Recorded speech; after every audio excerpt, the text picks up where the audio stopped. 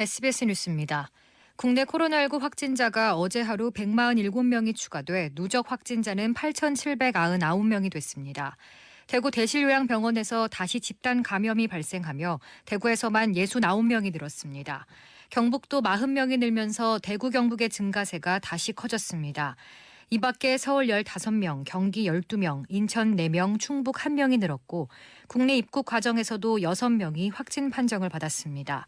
사망자는 10명이 늘어 모두 104명이고 총 2,612명이 격리 해제됐습니다. 정세균 국무총리가 집단 감염 위험이 높은 종교시설과 실내 체육시설, 유흥시설에 대해 앞으로 보름 동안 운영을 중단해 줄 것을 강력히 권고했습니다.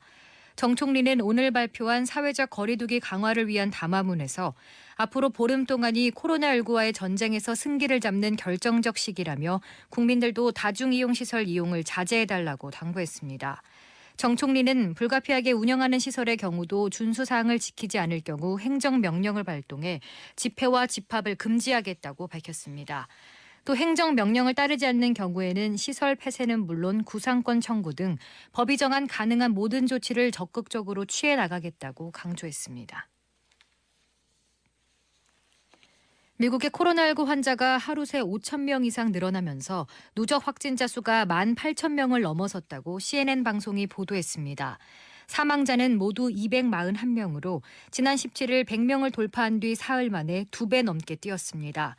미국은 최근 새로운 검사 플랫폼을 도입해 하루 수만 건의 검사가 가능해졌는데 이에 따라 앞으로 며칠 동안은 환자 수가 대폭 늘어날 것으로 예상됩니다. 환자가 급증하면서 코로나19 확산 억제를 위해 캘리포니아주에 이어 뉴욕과 일리노이, 코네티컷주도 자택 대피 명령을 내렸습니다. 미 국무부는 전 세계 모든 미 대사관과 영사관이 일상적인 비자 서비스를 일시 중단한다고 밝혔습니다. 이탈리아의 코로나19 누적 사망자 수가 중국을 넘어 급격히 증가하고 있습니다.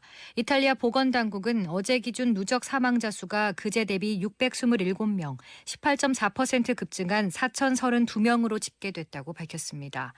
이는 하루 기준 신규 사망자 규모로는 가장 큰 것입니다.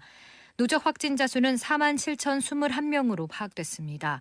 하루 전보다 5,986명, 14.6% 증가한 수치입니다. 이 역시 하루 기준 최대 증가폭으로 이틀 연속 5,000명대 증가세입니다.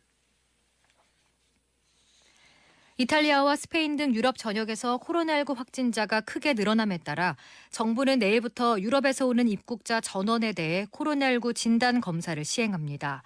진단 검사는 공항 검역소 등 지정된 격리시설에서 진행합니다.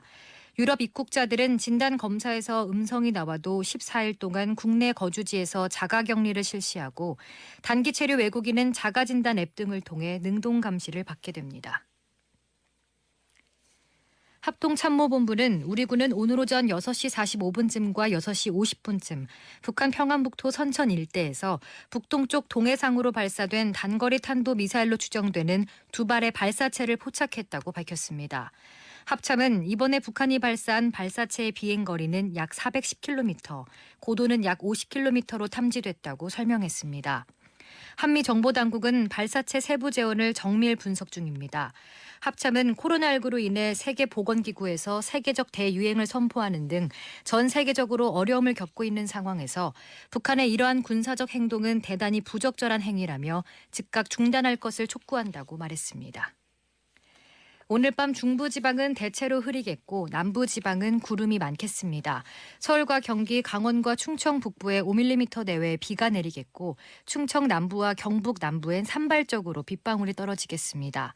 일부 중부 내륙과 강원 영동, 경상도와 전라동부는 대기가 매우 건조해 산불 등 화재 예방에 주의가 필요합니다. 일요일인 내일은 전국이 대체로 맑겠지만 강원 남부와 충북 북부, 경북 북부에 새벽 한때 비가 오겠습니다. 서울의 현재 기온은 17도, 습도는 58%입니다. 주시은입니다. 뉴스를 마칩니다. SBS